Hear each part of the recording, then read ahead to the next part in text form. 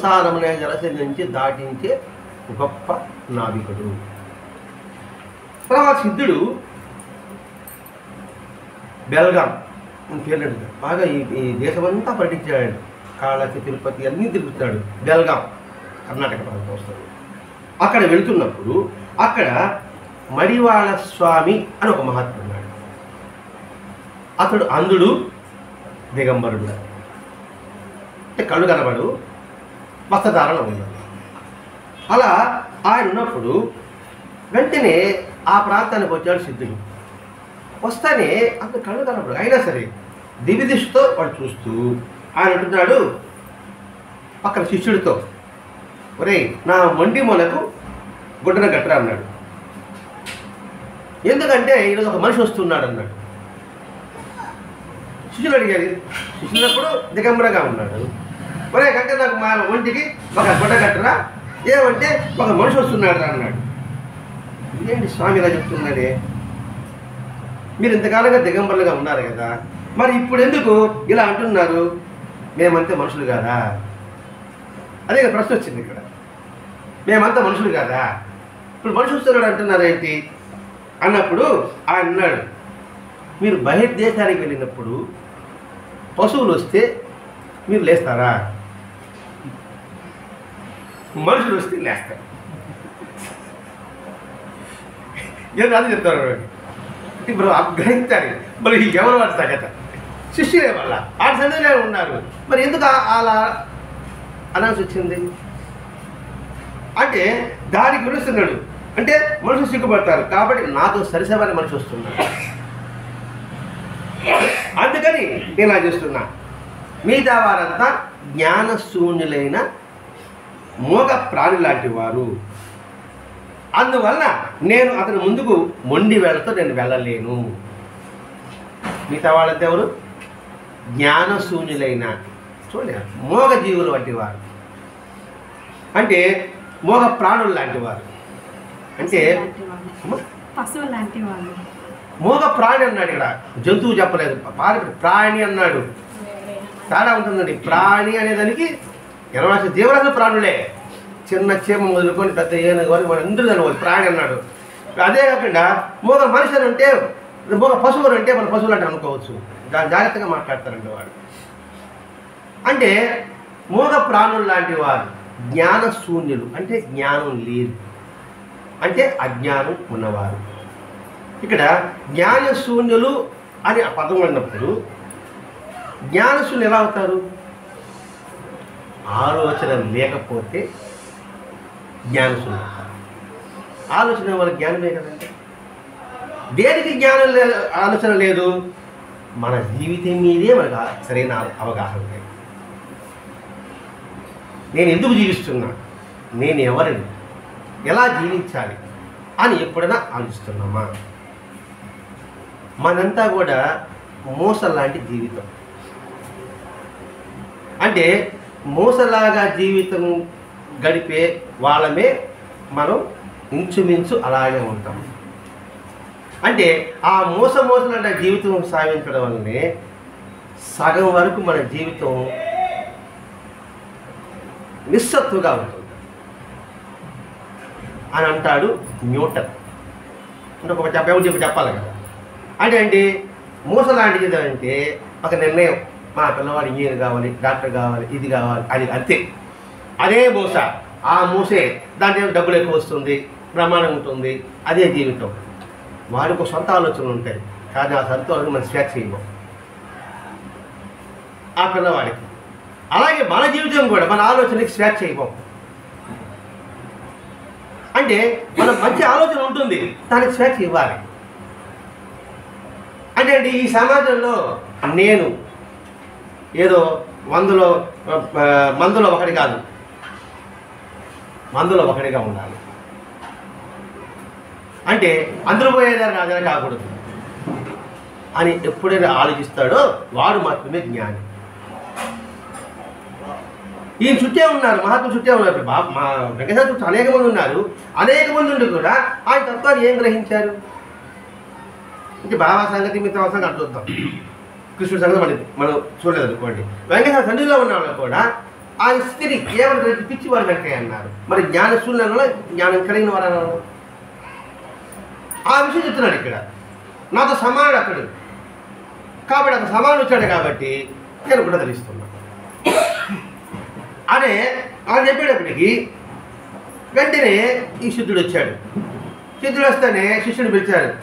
అయ్యా, శిష్యుడు అంటున్నాడు, అయ్యా ఒక మహాత్ముడు వచ్చాడు, ఒకడు వచ్చాడు అనేసి. అప్పుడు లోపల కళ్ళు కనపడదు కదా, వెంటనే అన్నాడు ఆ లోపల తీసుకురా అన్నాడు. లోపల తీసుకొస్తానే సాధువు అతను అడిగాడు, నీ పేరేమిటి అడిగాడు. ఎవరు? ఆ మడియావాళ స్వామి. మలయాళ స్వామి కాదు, మలయాళ స్వామి నేర్పడికి వెళ్ళిపోతాం. మడివాళ స్వామి నువ్వు ఎవరు అడిగాడు. వెంటనే నన్ను ఆరుడులు అంటారు అన్నాడు. అంతేగాని ఆరుడు నేను కాదు అంటే నేననే పదం వాళ్ళు వాడరాడు మహాత్ముడు. బాబా కూడా నీ పేరేమిటి అంటే ఏమన్నాడు, అందరూ సాయిబాబా అంటారు అన్నాడు, కానీ నా పేరు సాయిబాబా చెప్ప.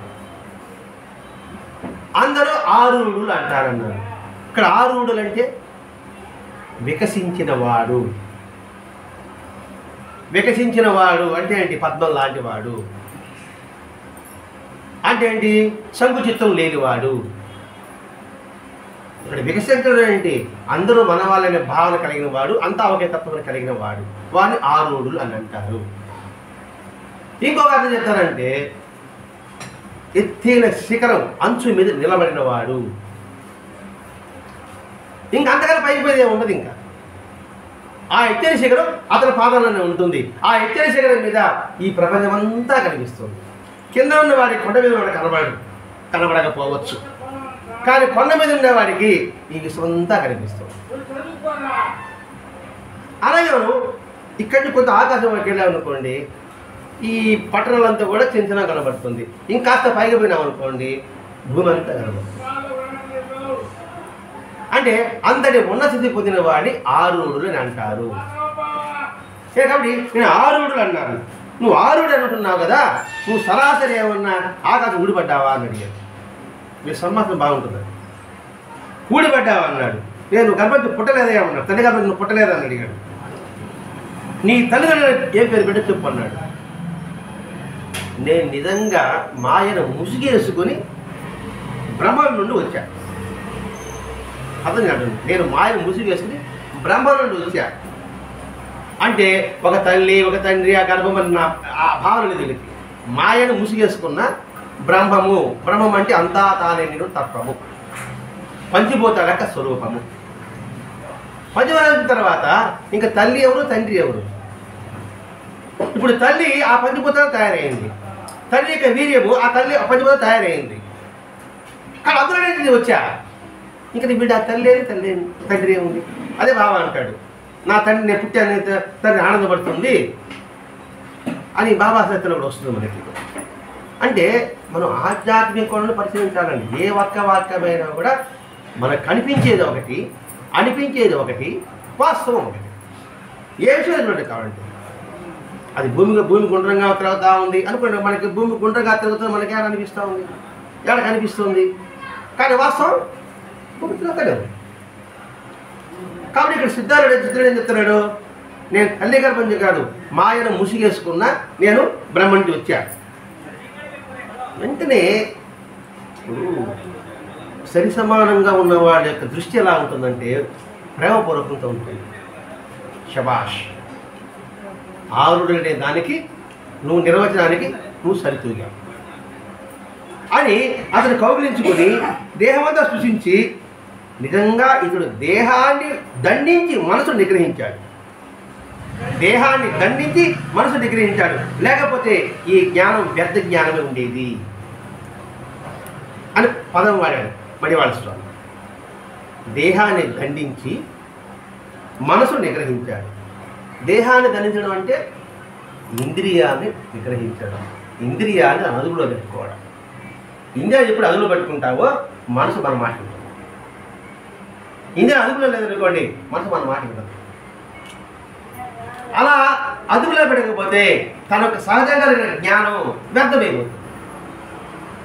అంటే ఏంటి? ప్రతి ఒక్కటి జ్ఞాన స్వరూపుడే, అందరూ జ్ఞాన స్వరూపుడే. ఈ జ్ఞాన స్వరూపాన్ని వెలికి తీయగలుగుతాం. ఆ వెలుగు తీసినవాడు జ్ఞానవంతుడు. లేకపోతే ఆ జ్ఞానం నిరర్ధకమైపోతుంది. ఇప్పుడు చూడండి, ఇప్పుడే మోసపోసేలో జీవితం అన్నాం. ఒక పిల్లవాడికి ఏమో పెద్ద పైలట్ అవ్వాలనుకుంటాడు, కానీ మనం పోరి పెట్టి ఆ డాక్టరో ఇంజనీరో ఆడిటరో చేస్తుంటున్నాం. వాడికి పైలట్కి పోయే సామర్థ్యం వాడికి ఉంది. వాడు స్వేచ్ఛగా తన భావాలు కానీ వెల్లడించి ఉంటే, భయంతో నిగ్రహించుకున్నాడు, అలా వెల్లడించి ఉంటే వాడికి జ్ఞానం అభివృద్ధి చెందుంటుంది. ఇక్కడ బాగా మనం పాయింట్ పట్టుకోవాలండి. మన జీవితం అన్వించుకుంటూ రావాలి ప్రతి ఒక్కటి కూడా. అంటే ఏంటి?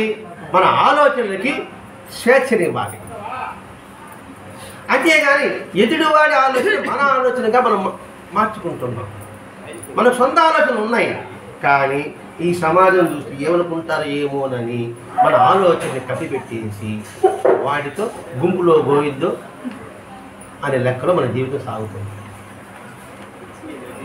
అంటే ఎవడో నారాయణ అంటూ పోతున్నాడు, ఆ నారాయణే. గుంపులో గోవిందు కాదు, నీ సామర్థ్యం ఏమిటి, నీలో టాలెంట్ ఏమిటి, దాన్ని నిరూపించుకో ధైర్యం కావాలి. లేకపోతే మన యొక్క జ్ఞానం నిరర్ధకమైపోతుంది. ఇప్పుడు ఒక పిల్లవాడు ఉన్నాడు, గొప్ప టాలెంట్. ఆ టాలెంట్ పిల్లవాడిని వాడి తండ్రి ఏం చేశాడంటే అతనికి ఇష్టం లేదంటే చేర్పించడం వల్ల వాడికి అక్కడికే పరిమితం అయిపోయి ఇప్పుడు ట్యూషన్ చెప్పుకుంటున్నాడు, డబ్బులు సంపాదిస్తున్నాడు. కానీ వాడికి జ్ఞానం అంతా కూడా ఒక బావిలో కప్పలాగా ఉంది. ఇది మనం గుర్తించాలండి, మనమే గుర్తించుకుంటూ రావాలి.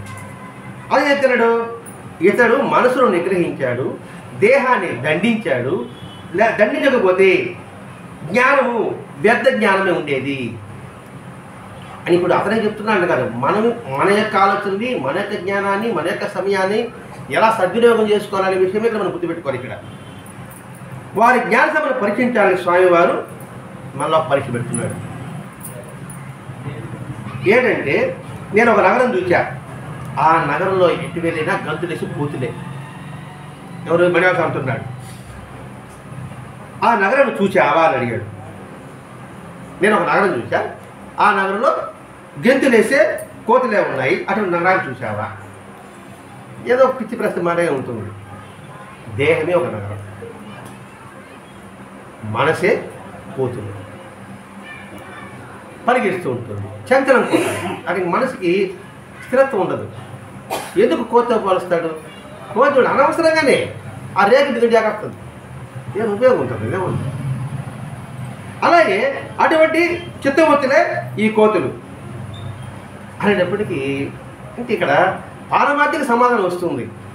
కాబట్టి ఏంటి? ఈ దేహమే ఒక నగరంలాగా భావించు, మన చిత్తవృత్తులే, మనసు బుద్ధి అహంకారము ఇదే. మనసు బుద్ధి చిత్తం అహంకారము ఇవన్నీ కూడా జాగ్రత్తగా గమనించు. లేకపోతే ఆ మనసు గెంతులు వేస్తూ ఉంటుంది. ఆ నగరాన్ని ఎప్పుడు చూస్తూనే ఉన్నా, అంతలో చూస్తూనే ఉన్నా అని సమాజం చెప్పాడు. నువ్వు సంతరించేటప్పుడు, నేను సంతరించేటప్పుడు ఒక పెద్ద భవంతి చూశా. అందులో 3 పెద్ద నదులు ప్రవహిస్తున్నాయి. అవి వంటగదిలో కలిశాయి. ఆ నీటి ద్వారా అక్కడ వంట అంతా చేశారు. నేను ఆ 3 నదులు వాటిని వంటింట్లోని వంటకాలను ఆరగించా. బయటికి రావాలంటే 3 కోసల పొడుగు రోడ్డు ఉంది. అటువంటి ఇల్లు నీకేమైనా కనిపించిందా అంటే భావగర్భితంగా ప్రశ్నిస్తున్నాడు. జ్ఞానం ఉంది కదా, దాన్ని పదులు పెట్టాలి కదా.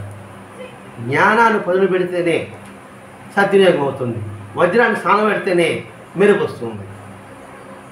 మనలో కూడా జ్ఞానం ఉంది, కానీ దాన్ని స్నానం పెట్టబడినప్పుడే మనం ఎక్కడైనా అక్కడే ఉన్నాం.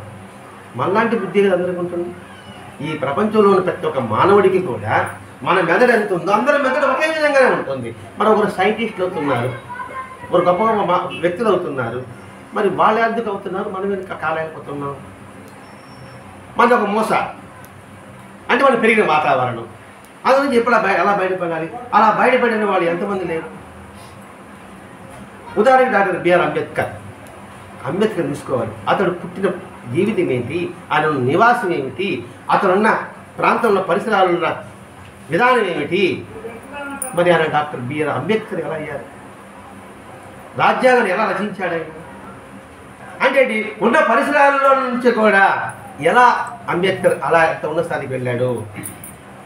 అదండి ఈ మహాత్ముల జీవితంలో మనకు ఎందుకు ఈ అంబేద్కర్ అవసరమే ఉంది అంటే అండి ఒక ప్రేరణ, ఒక స్ఫూర్తి. అంటే మనలో కూడా జీవితంలో కూడా మన జ్ఞానం కూడా సానబట్టాలి మనకున్నంత పరిధిలో. మన సైంటిస్ట్ కాలేకపోవచ్చు కాక, కానీ సమాజానికి విధంగా ఉపయోగపడి మన జ్ఞానాన్ని సానబెట్టి సద్వినియోగం చేసుకుందాం అని చెప్తున్నాడు. దీనికి మనం వివరించుకుంటున్నాం. ఒకటి ఏమంటే ఈ దేహమే అయ్యో నేను చూసేవాడు అడిగాడు కదా, ఈ దేహమే ఒక భవంతి, త్రికూటమే ఈ వంటలోని గది. అంటే జాగ్రత్త స్వప్న సుత్తు అనుకుందామా, లేకపోతే సత్వగుడు అజోగుడు తమోగుడు అనుకుందామా, ఈ 3 కూటాలే వంటగది. అందులో 3 నదులు అన్నారు. అది యోగాలు ఉంటాయి, ఈడ పింగళ సుషుప్త అని యోగం ఉంటుంది, అటు యోగం అంటే చెప్తారు. వాటిలో 3 నదులు, వాటి నుంచి రేచకము పూరకము ప్రాణాయామం చేయడమే వంట వండటం. అంటే కింద లాంటి యోగం అంటే మూలాధారాన్ని శాతం వరకు అనాహతము ఇదే ఉంటాడండి, ఆజ్ఞాచక్రము. ఇవి ఎప్పుడైతే ఇది ప్రయోగిస్తావో మనలో ఉన్న దేహం ఉన్న జ్ఞానం లేకపోతే ఉన్న అగ్ని అవన్నీ శాస్త్రం అనుకుండా బయటకు పోతుంది. అంటే వీటి ద్వారా అంటే అభ్యాసం ద్వారా నేను వంట చేశాను చెప్పుకుందాం. వాటి ద్వారా నేను వంట జరిగింది. ఆ వంట వండట నిర్వికల్ప సమాధిలోని ఆనందమే వంటను ఆరగించడం. ఏది ఈ యోగం ద్వారా, ఇది పింగళ సుషుప్త అన్నారు కదండి, వంట ప్రేక్షకము ఇవన్నారు, ప్రాణాయామం అన్నారు కదండి, వీటి ద్వారా వంట తయారైంది. నేను తిన్న తర్వాత ఏముంది, నాకు నిర్వికల్ప సమాధి కలిగింది. అటువంటి సాధన ద్వారా ఇలా ప్రయత్నం చేస్తే మనసు ఆనందమై ఉంటుంది కదండి. మనం బాహ్యంగా ఆహారం తీసుకున్నాం, ఆనందంగా ఉన్నాం, ఆరోగ్యంగా ఉన్నాం, ఇది బాహ్యమైన ఆహారం. కానీ ఆంతర్యంగా కూడా వివరిస్తున్నాడు, జ్ఞానపరంగా ఇస్తున్నాడు. ఎవరు సిద్ధుడు జ్ఞానం అయితే ఇలా సాధన చేయడం ద్వారా నిర్వికల్ప సమాధి స్థితి కలుగుతుంది. నిర్వికల్ప సమాధి అంటే సింపుల్ చెప్పుకోవాలంటే అందరినీ సమభావంతో చూడడమే సమాధి. ఇక్కడ సమాధి అంటే గుంట పూడ్చి పెట్టడమా, లేకపోతే అన్ని వదిలేసి ధ్యానం చేసుకోవడం అనుకుంటున్నాం. మనకు అర్థమైన బాగా చెప్పుకుంటామండి, సమ ఆది నిద్రము ఆ సమమే మొదలుగా ప్రారంభించుకోవడం అని మనం భావించుకుందాం. కాబట్టి అటువంటి ఆహారం సాధనలో ఉన్న నిర్వికల్ప సమాధి ఎలా కలుగుతుందో అలాగే బాహ్య ఆహారంగా అంతరంగం శుద్ధి చేసుకుంటే నీలో కూడా అందరినీ సమభావంగా ఉండేట్టుగా చూసుకోగలుగుతావు. ఇంకోటి 3 కోసం రోడ్డు అన్నాడు, అవి జాగ్రత్త స్వప్న సుషుప్తవి. కాబట్టి అది మనసులు అనుకొని నేను విరాజనే సంతినప్పుడు ఈ ఊళ్ళు చూశా.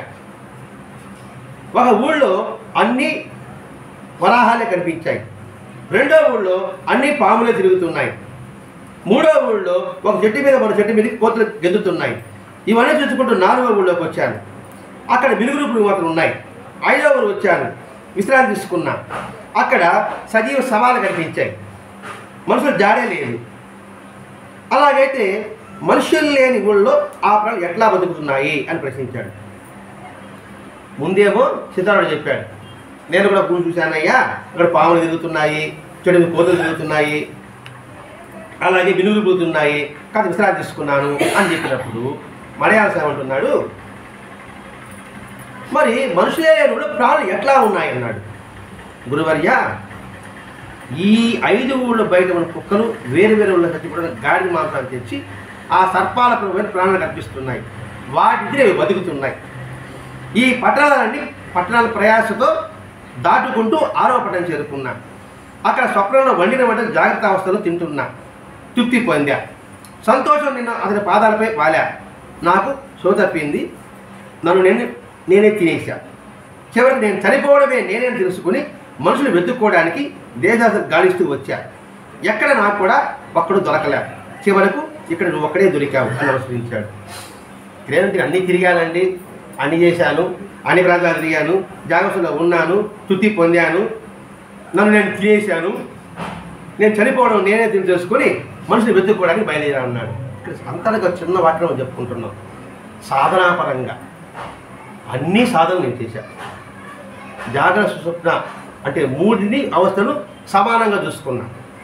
అంటే మెలకువని, నిద్రని, స్వప్నని ఇవి దాటి తుయ్య అవస్థ అంటారు. అంటే ఈ మూటికి అంటని వాడు. ఎప్పుడైతే అంటని వాడు ఉంటాడో వాడు నిర్మలంగా ఉంటాడు. కొంచెం కష్టంగా అనిపించినా అర్థం చేసే ప్రయత్నిస్తున్నాడు. ఆయన వాక్యాలు చెప్పేశాడు, మనం కూడా బాగా చెప్పుకుంటున్నాం. అంటే మెలకువ, స్వప్నము, నిద్ర వీటికి దూరంగా ఉన్నా. అతీతం ఉన్నప్పటికి ఎప్పుడైతే టచ్ లేదు, టచ్ మీద నాటుకులే ఉంటామో ఆనందంగా ఉంటాం. మరంటే ఓంకారం గుర్తుంది కదా, మనం చిన్నదిగా ఉంటుంది, మన పెద్దదిగా ఉంటుంది, మధ్యలో తోక ఉంటుంది. వీటి వేటికి అంటకుండా అర్ధచంద్రాకారం ఉంటుంది, ఒక చొక్క ఉంటుంది. అది చిన్నది జాగ్రత్త, పెద్దది స్వప్నము, ఇంకోటి సుషుప్త చిన్నది అనుకుంటే ఈ వేటికి అంటుంది పై తుయ్య అవస్థ. ఈ ఓంకి అది అంటుకొని ఉంటుంది కదండి, గుర్తుపెట్టుకోండి ఓం ఎలా ఉంటుందని. ఆ స్థితిలో నేను ఉన్నా.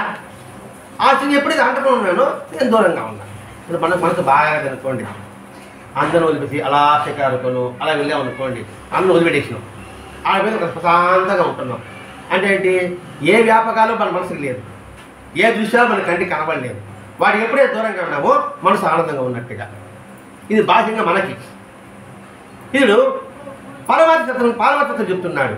అటువంటి స్థితి నేను పొందా, నన్ను నేను తినేసా. అంటే ఏంటి, ఇంక సపరేట్గా నేనంటే ఏమి లేదు ఇక్కడ. మమేకమైపోయిన సృష్టిలో మమేకమైపోయినా. ఇంక నేను అంటూ వేరు లేదు, నేనంటే దేహమే లేదు, అంటే విశ్వమే నేను అని అర్థం అండి. ఒక వాక్యం చెప్పుకోవాలండి, ఇదే సత్యంగా చెప్పుకుంటున్నాం.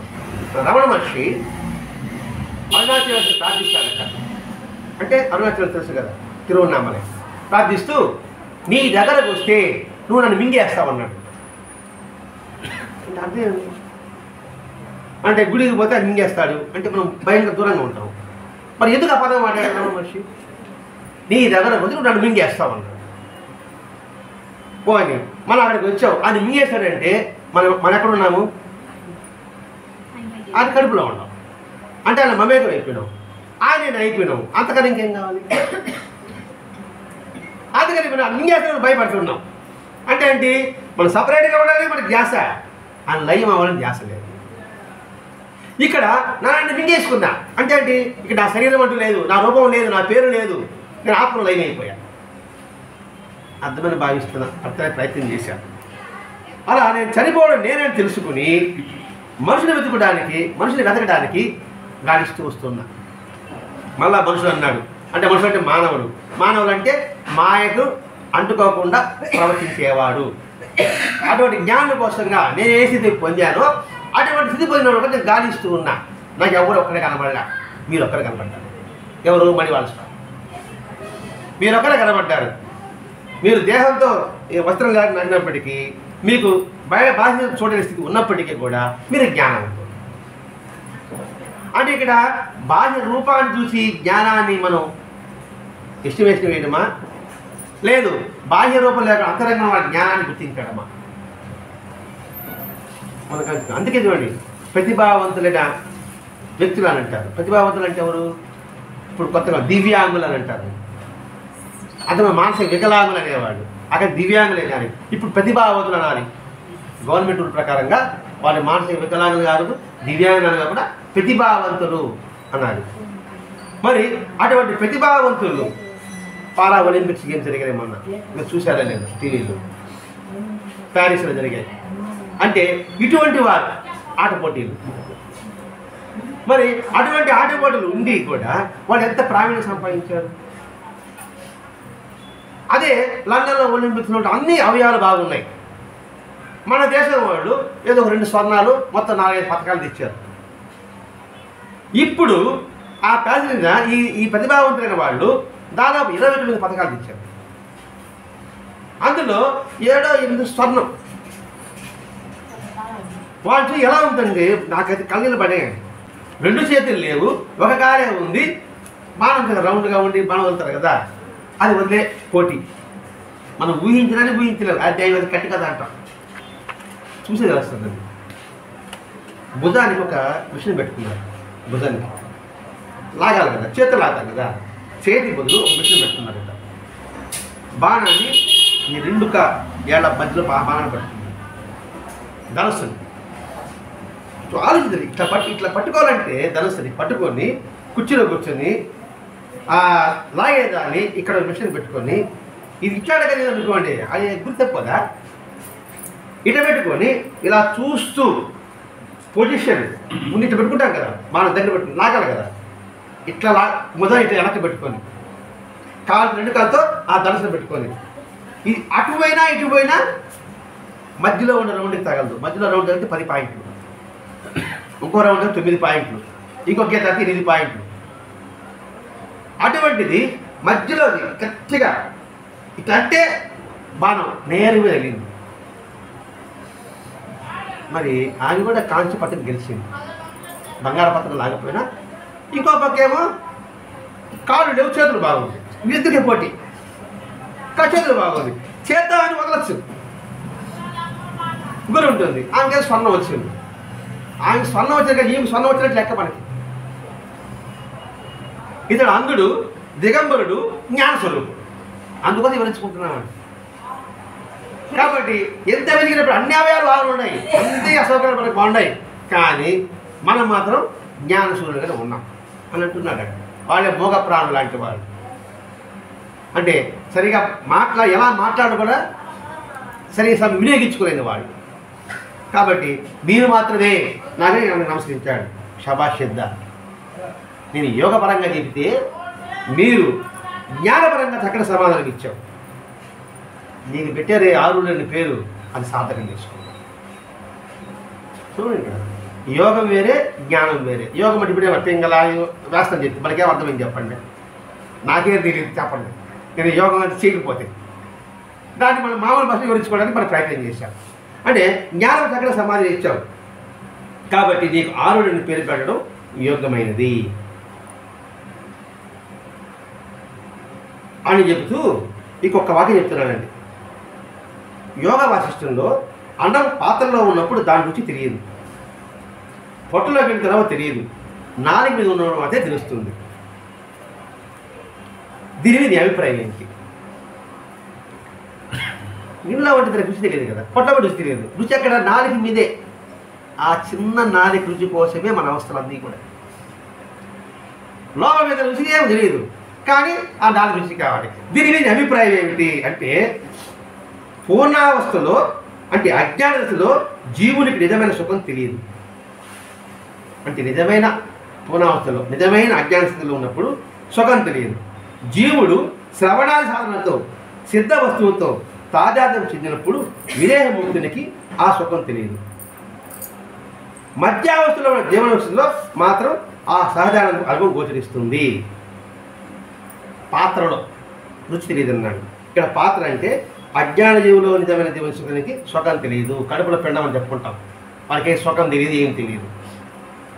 అలాగే మధ్యావస్థలో అంటే రెండవది శ్రవణాచారంతో సిద్ధశుద్ధి, అంటే శ్రవణము మనము నిధిధ్యాస ద్వారా అంటే జ్ఞానం పొందిన తర్వాత వారికి ఏమైనా ధ్యాసపడి ఉంటుందా?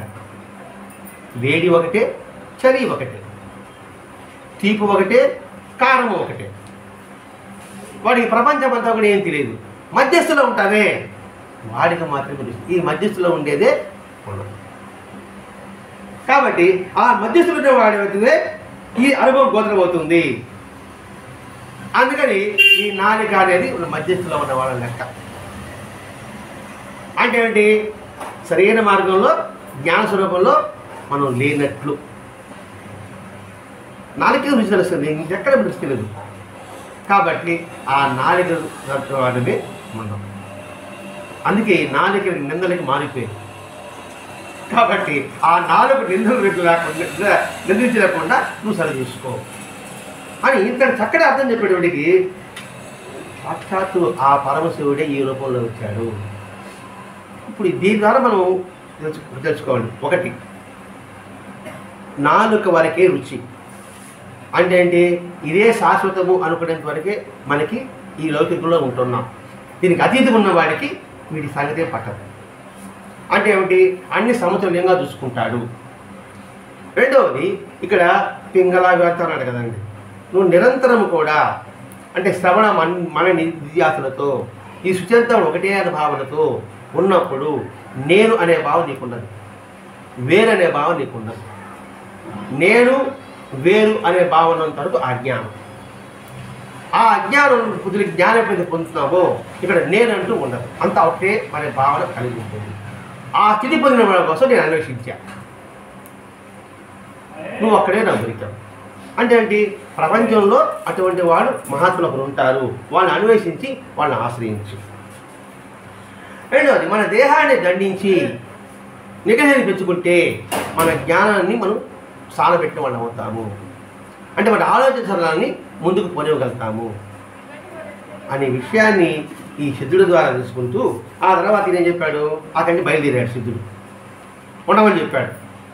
నేను ఉండను అన్నాడు. నేను హుబ్లీకి పోతాను అన్నాడు. ఆయన వదిలే త్రికాగ్నుడు, నువ్వు హుబ్లీకి పోతే తను ఇబ్బంది పడతావు, నువ్వు పోబాక అని హెచ్చరిక చేశాడు. అయినా సరే అతడు హుబ్లీకి బయలుదేరాడు. సరే పోతే పోతున్నా కానీ అక్కడ వాళ్ళు చాలా ప్రమాదకరమైన వాళ్ళు. చెట్టు పైకి ఎక్కిస్తారు, కింద లాగి తోస్తారు. కాబట్టి నువ్వు జాగ్రత్తగా. అలాగే జరిగింది హుబ్లీలో. ఎక్కించి పైకి ఇస్తారు, కింద తోస్తారు, జాగ్రత్తగా ఉండు. ఆయనకే మనకే మనం కూడా అనిపించుకోవాలండి. ఈ సమాజం చాలా ప్రమాదకరమైన సమాజం. కాబట్టి అలాంటి పైకి ఎత్తినట్టే ఉంటారు. నీ అవసరాలను బట్టి అవసరం తిరిగిపోతేనే కింద వారేస్తారు. కాబట్టి నువ్వు జాగ్రత్తగా ఉంది. దీనికి మామూలుగా మా తాతలు మనవాళ్ళ కథ చెప్తా ఉంటారు కదండి, నక్క కాకి వడకథ చెప్తారు కదా. ఆ నక్క కాకి వడకథ చెప్పారు. ఆ వడకనండి నక్క పాట పాడమంటుంది, బుడిసిపోయి పాట పాడుతుంది, వడకథ పడిపోతుంది, నాకు ఎత్తుకోబోతుంది. అప్పుడు మనవాడు అడుగుతాడు, ఏం తాతయ్య నక్క ఆడ మాట్లాడుతుంది, కాకి ఆడ పాట పాడుతుంది, నాకు పిచ్చిగా చెప్పినావే అని అంటాడు. నీకు దీని ఎవరు ఇప్పుడు తెలియదురా నాయన, నువ్వు పెద్ద నాకు నీకే తెలుస్తుంది. దీని సారాంశం ఏంటంటే పొగడ్తలకి నువ్వు పొంగిపోకు అని దీని సారాంశము అని చెప్తున్నారట. వాడు పెద్ద ఉద్యోగంలో పెద్ద ఆఫీసర్ అయిన తర్వాత ఇంకా వాడి ప్రాపకం పొందాలని చెప్పి కింద వాళ్ళు పొగడతా ఉంటారు కదా. అప్పుడు అర్థమైందంట ఏది ఈ నక్క కాకి కథ. అట్లాగే హెచ్చరిక. ఇది సిద్ధారుడికే కాదు, మనందరికీ కూడా ఈ ప్రపంచంలో కూడా అటువంటి ఉంటారు. కాబట్టి నువ్వు జాగ్రత్తగా ఉండు, పొంగొద్దు. పొగిపోయినామంటే తే పొంగుతారు, కవక్కరికి లాగాడు బారేస్తారు. కాబట్టి నువ్వు పొంగబాక కొంగబాక. పొగిడారు తిట్టారు కానీలే అనే స్వభావంతో నువ్వు జాగ్రత్త పడకపోతే చాలా ఇబ్బందులు పడతావు అని హుబ్లీ సిద్ధారుడు చెప్పారు. సిద్ధారుడు ఎంత జాగ్రత్త పడినా కూడా చాలా ఇబ్బంది పెట్టారు. ఎంత ఇబ్బంది పెట్టారంటే గొంతు మీద కాలు పెట్టి నొక్కారు నేను చంపడానికి. కానీ ప్రాణంతో అనుకున్నాడు, అలాగే హాయిగా ఉన్నాడు. ఆ పోతూ శిష్యుడు చెప్పాడు, నేను నోరు తెలిసి ఇలా బస్సు పెట్టా, నువ్వు మాత్రం నోరు తెరవద్దన్నాడు ఒక శిష్యుడిని. అప్పుడు అక్కడ మౌనమే గురువుడు అని ఒక శిష్యుడు చివరి వరకు మాట్లాడలేదు. అంటే దీన్ని బట్టి మితంగా మాట్లాడు, అనవసరంగా మాట్లాడద్దు. ఇవన్నీ మనం తెలుసుకోవడానికి అంశాలండి. ఈ తత్వాన్ని సిద్ధారాయణ స్వామి విషయాన్ని మనకి వెంకటాచలంలో మనకి అందించారు. స్వస్తి. శ్రీ సచిదానంద సద్గురు అవధూత వెంకటేశ్వర మహారాజ్ కీ జై. శ్రీ అవధూత సిద్ధారాయణ స్వామి మహారాజ్ కీ జై.